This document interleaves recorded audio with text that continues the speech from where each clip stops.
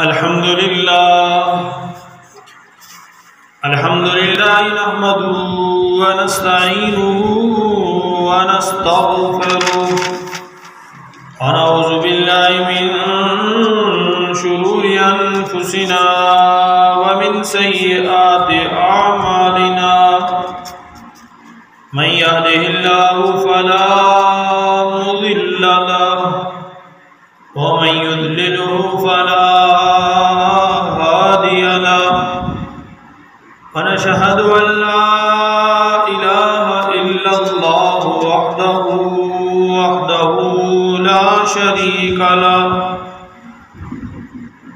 ونشهد أن سيدنا وسندنا وشفيعنا وأتقانا ومولانا محمدا عبده ورسوله وعلى آله وأصحابه أجمعين.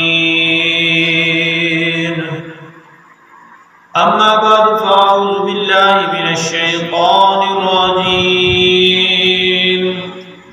بسم الله الرحمن الرحيم.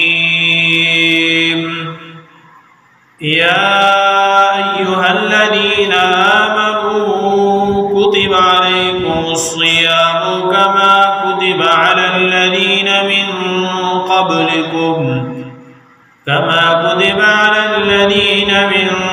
قبلكم لعلكم تتقون.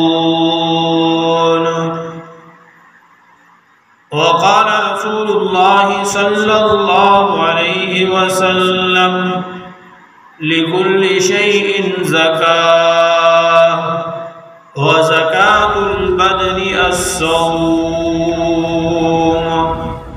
وقال رسول الله صلى الله عليه وسلم في مقام آخر صوموا لرؤيته وأفطروا لرؤيته.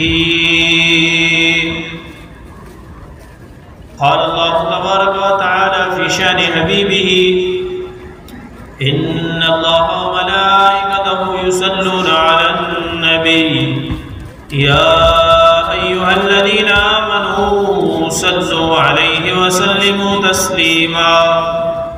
اللهم صل على محمد وعلى آل محمد كما صليت على إبراهيم وعلى آل إبراهيم إنك حميد مجيد. اللهم بارك على محمد وعلى آل محمد كما باركت على إبراهيم وعلى آل إبراهيم إنك حميد مجيد. سبحانك لا علم لنا إلا ما علمتنا إنك أنت العليم الحكيم. صدق الله العظيم وصدق رسوله النبي الكريم ونحن على ذلك لمن الشاهدين والشاكرين والحمد لله رب العالمين.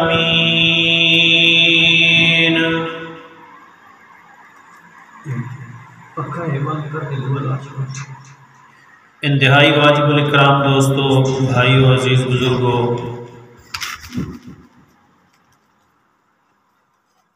آپ کے سامنے قرآن پاک کی آیت مبارکہ تلاوت کی گئی. تلاوت کردہ آیت مبارکہ کا ترجمہ یہ ہے: اے ایمان والو، تم پر روزے فرض کیے گئے ہیں جیسا کہ تم سے پہلے لوگوں پر فرض کیے گئے تھے، تاکہ تم متقی بن جاؤ، پرہیزگار بن جاؤ. اور احادیث میں سے پہلی حدیث جو آپ کے سامنے پڑھی گئی، اس کا ترجمہ یہ ہے کہ ہر چیز کے لیے زکوٰۃ ہوتی ہے اور بدن کی زکوٰۃ روزہ ہے. اور دوسری حدیث مبارکہ میں پیارے نبی صلی اللہ علیہ وسلم نے فرمایا صوموا لرؤیتہ وافطروا لرؤیتہ، کہ تم روزہ رکھو چاند کو دیکھ کر اور افطار کرو چاند کو دیکھ کر۔ معزز سامعین و ناظرین،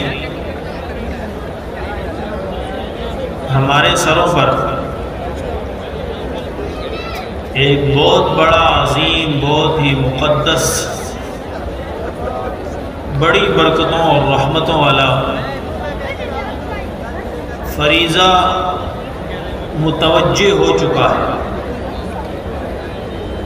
اور وہ فریضہ ہے صوم، روزہ۔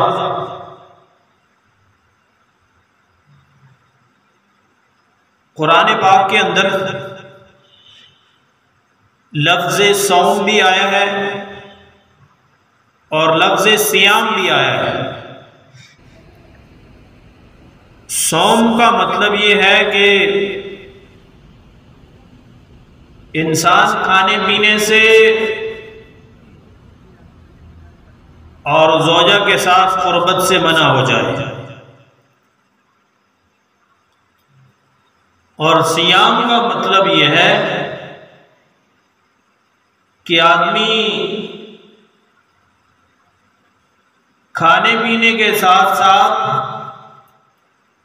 جھوٹ سے، دھوکہ بازی سے، فریب سے، بد نظری سے اور لغویات سے اور لایانی باتوں سے اور ترک صلاۃ سے، والدین کی نافرمانی سے، غیبت سے، ان تمام کاموں سے رک جانے کا نام صیام ہے۔ اسی لیے تو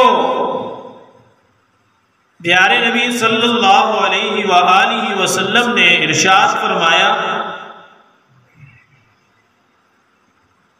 کہ جو شخص لغویات سے نہیں رک رہا، جھوٹ سے نہیں رک رہا، نافرمانیوں سے نہیں رک رہا،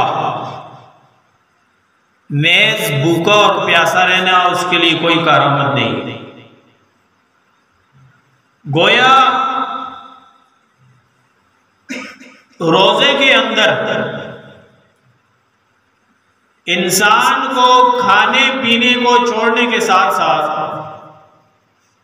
ہر اس نافرمانی کو چھوڑنا ہوگا جو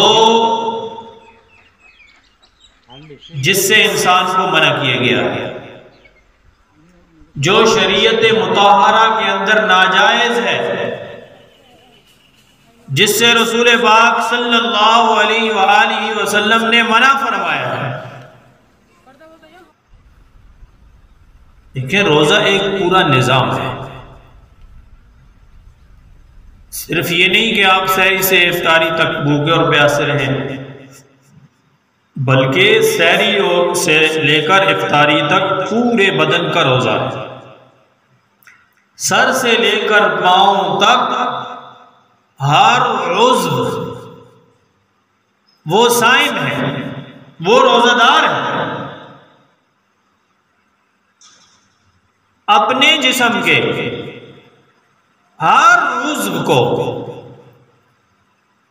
غیر شرعی کاموں سے روک لینے کا نام اصل روزہ ہے، کیونکہ مذکورہ آیت مبارکہ میں اللہ رب العالمین نے روزے کا مقصد بھی بیان فرمایا ہے۔ روزے کا مقصد کیا ہے؟ لعلکم تتقون۔ بھائی روزہ رکھنے سے مراد، روزہ رکھنے کا مقصد آپ کو بھوکا اور پیاسا رکھنا نہیں ہے، آپ کو کمزور کرنا نہیں، بلکہ روزے سے مقصود اور مطلوب تمہارا تقوی ہے کہ تم پرہیزگار بن جاؤ، تمہارے دلوں میں خوف خدا پیدا ہو جائے، اس لیے تمہارے اوپر روزے فرض کیے گئے ہیں۔ اور تقوی کھانے پینے سے رکنے میں نہیں ہے، تقوی گناہوں سے رکنے میں ہے۔ جو آدمی گناہوں سے بچ گیا وہ متقی ہے۔ لا ورا کالکف، گناہوں سے بچنے کے برابر کوئی تقوی نہیں۔ گویا جس نے گناہوں سے بریک لگا لی، اپنے آپ کو بچا لیا، وہ شخص متقی بن گیا اور اس نے روزے کے اصل مقصد کو پا لیا۔ اور یہ ایسا مبارک مہینہ ہے کہ اس ماہ مقدس میں اللہ رب العالمین حکم فرماتے ہیں کہ سرکش شیاطین کو قید کر لیا جائے۔ اور آپ نے دیکھا ہوگا کہ بہت سے لوگ اس ماہ مقدس کے آتے ہی بہت سے گناہوں سے توبہ کر لیتے ہیں، رک جاتے ہیں، چھوڑ دیتے ہیں۔ لیکن بسا اوقات لوگ پھر بھی اعتراض کرتے ہیں کہ شیطان جب قید ہو گیا تو پھر انسان گناہ کیوں کرتا ہے؟ تو اس کی مثال، آسان مثال آپ یوں سمجھیں کہ سائیکل کو آپ سٹینڈ پر کھڑا کر دیں، اس کے پیڈل کو آپ گھمانا شروع کریں۔ جب تیزی سے آپ پیڈل گھمائیں گے اور پھر اس پیڈل کو روک لیں گے تو ٹائر اس کے ساتھ نہیں رکے گا، بلکہ ٹائر گھومتا رہے گا کچھ دیر تک۔ تو یہی مثال ہماری بھی ہے کہ سارا سال تو ہم گناہوں کی چکی میں گھومتے رہتے ہیں، رمضان میں آ کے وہ شیطانی پیڈل تو رک جاتا ہے لیکن پہیا گھوم رہا ہوتا ہے۔ اس پہیے کو روکنے کے لیے بریک ہوتی ہے ہمارے پاس، اگر آپ بریک ماریں گے تو پہیا فوراً رک جائے گا۔ تو بھائی رمضان المبارک میں وہ شیطانی عادات ہمارے اندر چل رہی ہیں، لیکن اب ہم نے گناہوں کی بریک لگانی ہے، یہاں پہ آ کے اس پہیے کو روکنا ہے جو شیطان نے گھمایا تھا، تو تب جا کے ہمیں تقوی حاصل ہو سکتا ہے۔ اگر پہیا گھومتا رہا تو پھر متقی نہیں بن سکتے، روزے بھی رکھتے رہیں گے لیکن تقوی نہیں آئے گی۔ تقوی کے لیے ہمیں گناہوں کی بریک لگانی پڑے گی۔ کوئی آدمی جھوٹ بولتا تھا تو اسے جھوٹ چھوڑنا ہے، جو ملاوٹ کرتا تھا اسے ملاوٹ سے توبہ کرنی ہے، جو غیبت کرتا تھا اسے غیبت سے توبہ کرنی ہے، جو سودی کاروبار کر رہا تھا اسے سودی کاروبار سے توبہ کرنی ہے، جو حرام کما رہا تھا اسے حرام کمائی سے توبہ کرنی ہے، جو سنت کے خلاف زندگی گزار رہا تھا اسے سنت کے خلاف زندگی سے توبہ کرنی ہے، جس کا کھانا پینا اٹھنا بیٹھنا حضور پاک صلی اللہ علیہ وسلم کے طریقے کے خلاف تھا، اس نے اس کو چھوڑنا ہے۔ تو جب اس یعنی گناہوں کو جب ہم چھوڑیں گے، اس سٹیج پر جب آئیں گے، اس مرحلے پہ جب ہم آئیں گے، پھر روزے رکھیں گے تو انشاءاللہ آپ روحانیت خود محسوس کریں گے کہ تقوی کیسے پیدا ہو رہا ہے انسان کے اندر۔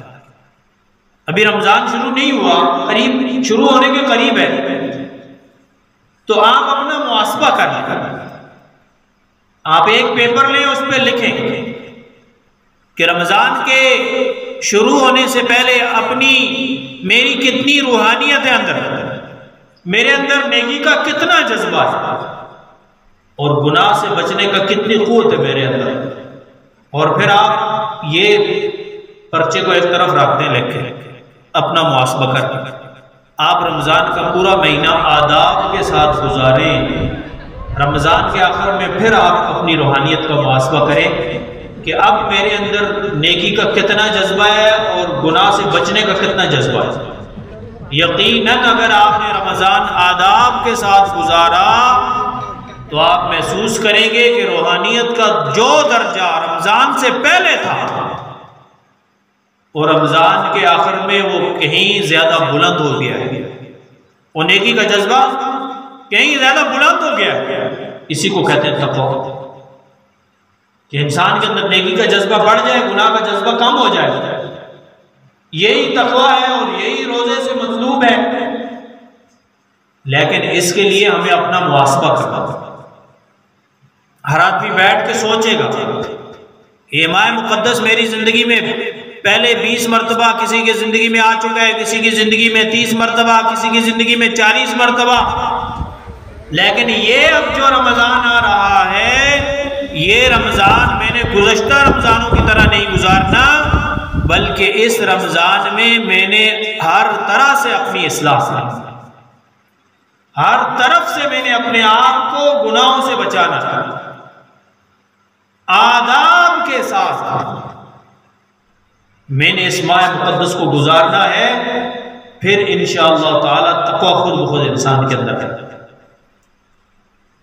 تو روزوں سے مطلوب لعلکم تتقون. اور جب آدمی کے اندر تقویٰ آئے گا، پرہیزگاری آئے گی، وَمَن يَتَّقِ اللَّهَ يَجْعَلْ لَهُ مَخْرَجًا وَيَرْزُقْهُ مِنْ حَيْثُ لَا يَحْتَسِبُ. جب روزے رکھ لیے آداب کے ساتھ تو انسان میں تقویٰ پیدا ہو جائے گا. اور جب تقویٰ آئے گا تو قرآن کہتا ہے کہ جو شخص تقویٰ اختیار کر لیتا ہے، ہم ہر تنگی سے اس کے لیے راستہ نکال دیتے ہیں، اور ایسی جگہ سے ہم اس کو رزق عطا کرتے ہیں کہ اس کے واقع گمان میں بھی نہیں ہوتا. تقویٰ کے بڑے ثمرات ہیں. دوسری جگہ آتا ہے وَمَن يَتَّقِ اللَّهَ يَجْعَلْ لَهُ مِنْ أَمْرِهِ يُسْرًا. یہ جو شخص تقویٰ اختیار کرتا ہے، ہم اس کے کاموں کو آسان کر دیتے ہیں، سہولت پیدا کر دیتے ہیں اس کے کاموں میں. متقی آدمی کے کام یوں لمحوں میں بنتے چلے جاتے ہیں. اور فرمایا قرآن پاک کے اندر، اگر یہ بستیاں ایمان لائیں لَفَتَحْنَا عَلَيْهِمْ، ہم کھول دیں ان کے اوپر آسمانوں اور زمینوں کے برکتوں کے دروازے. ہم ان سے آسمان اور زمین سے برکات اتاریں. یہ تقوی پر کہ جب انسان تقوی دار ہوگا تو اللہ کی برکتوں کے دروازے اس پر کھل جائیں گے. آج ہر چیز میں بے برکتی ہے، اور اس کی وجہ یہی ہے کہ تقوی نہیں ہے، فسق و فجور ہے، نافرمانی ہے، حکم عدولی ہے، اعراض ہے، غیبت جھوٹ چغلی ہے، ملاوٹ ہے، دھوکہ ہے. اور دھوکے کو لوگ کاروبار سمجھتے ہیں. حضور نے فرمایا من غشنا فلیس منا، جو ہمیں دھوکہ دے وہ ہم میں سے نہیں، اسے تو امت سے ہی خارج کر دیا گیا ہے. اور آج کے معاشرے کے اندر پورا کاروبار دھوکے پہ چلتا ہے. تو میرے عزیز بھائی اور دوستو، رمضان کا مہینہ قریب آ چکا ہے، اور اتنا مبارک مہینہ ہے، اتنی برکتوں والا مہینہ ہے کہ ہر روز افطار کے وقت اللہ جل جلالہ رمضان کی برکت سے 10 لاکھ لوگوں کی جہنم سے خلاصی عطا کرتے ہیں، مغفرت کر دیتے ہیں 10 لاکھ. اور جب آخری دن ہوگا رمضان کا، اس دن پورے 30 دن جتنے اللہ نے ہر روز آزاد کیے، ایک دن میں اللہ آزاد کرے گا. کتنی برکتوں والا مہینہ، کتنا بابرکت مہینہ ہے. اسی لیے فرمایا کہ یہ رمضان اللہ کی قرب کا ذریعہ ہے. حضرت علی رضی اللہ تعالیٰ عنہ کا مقولہ فرماتے ہیں، اگر اللہ تعالیٰ نے اس امت کو عذاب دینا ہوتا تو اللہ رمضان اور سورہ اخلاص اس امت کو نہ عطا کرتے. گویا یہ عذاب سے بچنے کا ذریعہ ہے رمضان، کہ اللہ ہمیں عذابات سے محفوظ کرتے ہیں اس مہینے کے برکت سے. تو میرے بھائی اور دوستو، کہ اللہ نے قرآن میں بھی فرمایا ایام معدودات، یہ چند گنے چنے دن ہیں روزوں کے، پورا سال کھاتے ہو خوب، ایک مہینے میں ایک وقت کا کھانا آپ نے چھوڑنا ہے. صبح بھی کھاؤ شام بھی کھاؤ، صرف دن کو آپ نے ایک وقت کا کھانا اللہ کے لیے چھوڑنا، اللہ کی رضا کے لیے۔ اور روزے کا آپ کو بتایا اصل ثمرہ کیا ہے، صرف کھانا پینا نہیں بلکہ ہر گناہ کو چھوڑ دو۔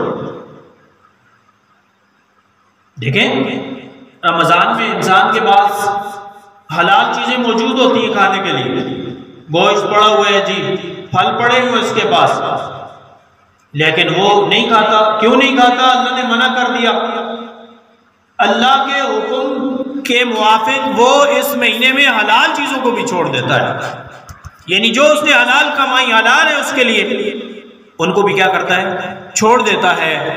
تو پھر بندہ خدا اس مہینے میں حرام چیزوں کو کیوں نہیں چھوڑتا؟ حلال تو اس نے چھوڑ دی ہیں روزے کی وجہ سے کہ بھائی یہ پھل میں نہیں کھاتا ہوں کیونکہ روزہ ہے، اللہ نے منع کیا ہے۔ تو پھر غیبت کیوں کرتا ہے؟ وہ تو حرام ہے۔ پھر جھوٹ کیوں بولتا ہے؟ وہ تو حرام ہے، وہ تو اللہ نے پہلے سے حرام کر دی۔ پھر ملاوٹ کیوں کرتا ہے؟ پھر دھوکہ کیوں دیتا ہے؟ پھر دغا بازی کیوں کرتا ہے؟ بھائی اس ماہ مقدس میں آپ نے حلال چیزوں کو اللہ کے حکم پہ قربان کر دیا، چھوڑ دیا، تو پھر حرام کو تو بطریق اولا چھوڑنا چاہیے کہ بھائی یہ تو ہے ہی حرام، اللہ کے کہنے پر میں نے حلال چھوڑ دی۔ تو ہم نے یہ تہیہ کرنا ہے رمضان کے شروع ہونے سے پہلے، یہ عزم کرنا ہے کہ اس ماہ مقدس میں ہم ہر حرام سے دور ہوں گے، ہر حرام سے اجتناب کریں گے۔ جو آدمی نماز چھوڑ رہا ہے وہ توبہ کرے، اللہ سے معافی مانگے اور نماز کا پابند ہو جائے کہ نماز چھوڑنا حرام ہے، ناجائز ہے، اللہ کی نافرمانی ہے۔ تو بھائی میں حلال چیزیں تو چھوڑ دیتا ہوں اللہ کے کہنے پہ، لیکن جو اللہ نے صراحتاً حرام ہی کر دیے ان کو نہیں چھوڑتا۔ تو روزے کا اصل مقصد کیا ہے؟ پورا جسم سر سے لے کر پاؤں تک اطاعت خداوندی میں پیوست ہو جائے، پورا جسم سر سے لے کر پاؤں تک پیارے نبی صلی اللہ علیہ وسلم کی سنت میں جکڑ جائے، پیوست ہو جائے۔ پھر دیکھو روزہ رکھ کے کتنا مزہ آتا ہے، پھر اس بھوک میں کتنا مزہ ہے جس میں رب کا قرب نصیب ہو، اس پیاس میں کتنا مزہ ہے جس میں اللہ کے قریب بندہ ہو رہا ہو، اس روزے میں کتنا مزہ ہے جس میں اللہ مل رہا ہو۔ حدیث مبارکہ میں آتا ہے کہ الصوم لی وانا اجزا بہ، روزہ میرے لیے ہے اور میں ہی اس کا بدلہ عطا کروں گا۔ اور انا اجزا مجہول کا صیغہ ہے، اس کا مطلب یہ ہے کہ میں اس کا بدل بن جاؤں گا، گویا جس نے روزہ رکھا میرے لیے میں خدا اس کا ہو گیا۔ بھائی جس کو اللہ مل گیا اس کو سب کچھ مل گیا۔ تو روزے سے اللہ ملتا ہے، خدا ملتا ہے، اور پھر آخرت کے ثمرات کے ساتھ ساتھ دنیا کے ثمرات بھی روزے کے ساتھ پیوست ہیں۔ یہ نہیں ہے کہ انسان صبح سے شام تک بھوکا رہے گا تو کمزور ہو جائے گا، اللہ اس کو ایمانی قوت عطا کرتا ہے۔ بلکہ حدیث میں آتا ہے کہ تصوموا تصحوا، تصحوا، روزہ رکھو تم صحت پاؤ گے۔ بہت سے بیمار جب رمضان کا مہینہ گزارتے ہیں آداب کے ساتھ تو اللہ پاک رمضان کے بعد انہیں بہت سی بیماریوں سے نجات عطا کرتا ہے۔ کہ روزہ تو شفا ہے، اس میں اللہ نے برکت رکھی ہے، یہ شفا صحت جسم کے لیے بھی بہترین چیز ہے۔ اور زیادہ تر بیماریاں آپ طبیبوں سے پوچھیں، ڈاکٹروں سے جا کے، زیادہ تر بیماریاں معدے کے زیادہ بھرنے کی وجہ سے آتی ہیں، زیادہ کھانے کی وجہ سے، خالی معدے سے بیماریاں نہیں پھیلتی۔ اور حضور پاک صلی اللہ علیہ وسلم نے خود اپنے لیے فاقہ مانگ کے لیا ہے۔ جب اللہ پاک نے حکم فرمایا کہ نبی جی اگر آپ چاہیں مکہ کے پہاڑوں کو ہم سونے کا بنا دیں، آپ کے ساتھ ساتھ چلیں، تو حضور پاک صلی اللہ علیہ وسلم نے کیا ارشاد فرمایا؟ یا اللہ مجھے تو یہ پسند ہے کہ ایک وقت کھانا مل جائے کھاؤں، تیرا شکر ادا کروں، دوسرے وقت بھوکا رہوں تو تیرا صبر کروں اور تجھ سے دعا مانگوں، یعنی ایک وقت مل جائے اس پر تیرا شکر، اور دوسرے وقت بھوکا رہوں تاکہ مجھے میں صبر کروں۔ اور جس طرح کھانا رسول پاک صلی اللہ علیہ وسلم کی سنت ہے، ایسے ہی بھوکا رہنا بھی پیارے نبی صلی اللہ علیہ وسلم کی سنت ہے۔ کیا اس بھوک کی سنت کو کبھی ہم نے اپنایا؟ اس کی مشق کے لیے اللہ نے ہمیں رمضان دیا، یہ روزے دے۔ حضور پاک صلی اللہ علیہ وسلم وجہ کائنات امام الانبیاء، اور بھوک کی وجہ سے پیٹ پہ پتھر باندھے ہوئے۔ اللہ اللہ، جس ذات کے لیے اللہ نے ساری کائنات سجائی ہے، وجہ کائنات ہے جو، اور فاقوں پہ فاقے آ رہے ہیں، کئی دن گھر میں کوئی پکانے کے لیے چولہا ہی نہیں جلتا، کھجور پہ اور زمزم کے پانی پہ گزارا کر۔ تو میرے عزیز بھائی اور دوستو، رمضان قریب آ چکا ہے اور بڑا قیمتی مہینہ ہے۔ دیکھیں، میں آپ رمضان سے 1-2 دن پہلے یہ آپ کو بتا رہا ہوں کہ رمضان کا مہینہ یوں گزر جائے گا پتہ بھی نہیں چلے گا، اور روزہ نہ رکھنے والے یوں پچھتاتے رہیں گے۔ اور بس اوقات لوگوں کو میں نے دیکھا کہتے ہیں کہ سر میں درد تھا اس لیے روزہ نہیں رکھا ہے۔ استغفر اللہ، نعوذ باللہ من ذالک۔ بھائی سر کا درد کوئی روزے کے لیے معلوم چیز؟ اور تو کئیوں کو ایسے کہتے سنا، چھوٹا سا زخم لگ گیا بھائی روزہ نہیں رکھا، کیوں؟ یہ زخم لگ گیا۔ بھائی روزے کی ایک آدمی ساری زندگی روزہ رکھے، لو صام الدہر، پوری زندگی روزے رکھے، رمضان کا ایک روزہ چھوڑ دے، اس ایک روزے کا بدل ساری زندگی کے روزے نہیں ہو سکتے۔ اتنی قیمتی چیز اور آپ نے اتنے چھوٹے عذر کے لیے چھوڑ دیا اس کو۔ مریض اللہ نے فرمایا قرآن میں مریض ہو، لیکن جس کو ماہر محقق طبیب یہ کہہ دے کہ آپ نے روزہ نہیں رکھنا ہے، ایسے ہی اپنی طرف سے ہیلے تلاش کر کے کہ روزہ نہیں رکھنا، صبح کہتے بھائی سحری میں جاگ نہیں ہوئی ہے اس لیے روزہ نہیں رکھنا، بھائی بھوک سے مر جاتے تھے تو شام کو کھا لیتے۔ کئی مرتبہ ایسے ہوتا ہے کہ بندے کو نہیں جاگ ہوتی، بھائی کوئی بات نہیں، خیر شام کو کھا لیں، اسی وقت روزے کی نیت کر لو بغیر کھائے پیے۔ تو میرے عزیز بھائی اور دوستو، اسی لیے حضرت رسول صلی اللہ علیہ وسلم نے ارشاد فرمایا، اگر میری امت کو یہ معلوم ہو جائے کہ رمضان کیا چیز ہے، اس کی کتنی برکتیں ہیں، کتنی رحمتوں والا مہینہ ہے، کتنی اللہ کی مغفرتوں کو سمیٹنے والا مہینہ ہے، تو میری امت اس بات کی تمنا کرے کہ سارا سال ہی روزے ہوں۔ اللہ اکبر، اور ہم ایک مہینہ روزے، وہ بھی ہم پہ بوجھ بن جاتے ہیں، اور کہتے پھرتے ہیں جی روزہ لگ گیا، روزہ کسی کو نہیں لگتا، یہ تمہاری اپنی خناسیاں ہیں۔ اس لیے میرے عزیز بھائی اور دوستو، یہ بڑی قیمت والا مہینہ ہے، اور یہ نصیب والوں کو ملتا ہے، جن کے نصیب اچھے ہیں ان کو ملتا ہے۔ اور میرے عزیز بھائی اور دوستو، رمضان المبارک میں اللہ کی در رحمت خاص طور پر متوجہ ہو جاتی ہے، خاص طور پر، اور یوں رحمت برستی ہے جیسے موسلا دھار بارش برس رہی۔ اور اس ماہ مقدس میں اللہ تعالیٰ مومن کے رزق کو بڑھا دیتے ہیں۔ اس کا مشاہدہ بھی ہے، آپ دیکھتے ہیں کہ جن لوگوں کے کھانے کو ایک وقت کے کھانے میں ایک سالن میسر نہیں ہوتا، ان کے دسترخوان پہ 3-3 4-4 کھانے رکھے ہوئے تھے۔ اللہ مومن کے رزق کو بڑھا دیتے ہیں۔ لیکن ہمیں کیا حکم ہے؟ رسول پاک صلی اللہ علیہ وسلم جب رمضان شروع ہو جاتا 3 چیزوں کی کثرت فرمایا کرتے تھے۔ ایک، عبادت میں کثرت، آپ کی نمازیں بڑھ جاتی تھی، یعنی نوافل کی اس مہینے میں خاص طور پر کثرت فرماتے تھے، تلاوت کی کثرت، ذکر و اذکار کی کثرت، عبادات میں اضافہ ہو جاتا تھا۔ یہاں تک کہ ایک حدیث مبارکہ میں نے آج بھی پڑھا، اللہ کے رسول صلی اللہ علیہ وسلم جب رمضان کا چاند دیکھ لیتے تھے تو آپ اپنا ازار کس لیتے تھے، اور فرمایا اس وقت تک بستر پہ تشریف نہیں لاتے تھے جب تک رمضان ختم نہ ہو جاتا۔ اتنا زود اور اتنا شغف عبادت کے اندر کہ ساری رات عبادت میں گزار دیتے تھے۔ تو یہ سیزن ہے، جیسے تاجر لوگ ہیں نا، اس دن بھی میں نے کہا تاجر لوگ ہیں جب سیزن آتا ہے تو مال فٹافٹ اکٹھا کرتے ہیں، سٹور بھر لیتے ہیں، بھائی سیزن ہے کمائی کا، خوب کمائیں گے اس میں۔ تو یہ رمضان المبارک کا مہینہ نیکیوں کی کمائی کا سیزن ہے، اس میں نفل کو فرض کا درجہ دے دیا گیا ہے۔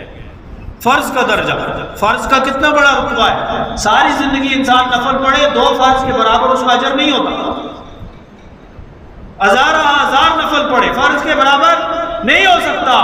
اس ماہ مقدس میں نفل فرضوں کے برابر کر دیے گئے کہ جاؤ نفل پڑھو گے فرضوں کے برابر اجر دیے چلے، اور فرض کو اللہ نے 70 گنا بڑھا دیا ہے کہ جاؤ ایک فرض ادا کرو گے 70 فرائض کے برابر اجر دیا جائے۔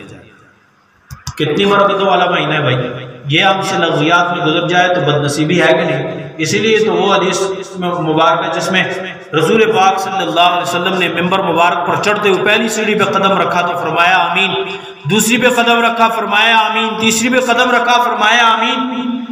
آپ خطبہ فرما کے نیچے اترے، صحابہ نے عرض کی یا رسول اللہ صلی اللہ علیہ وسلم، آج ممبر پر چڑھتے ہوئے ہم نے ایک ایسی بات سنی ہے جو پہلے کبھی نہیں سنی۔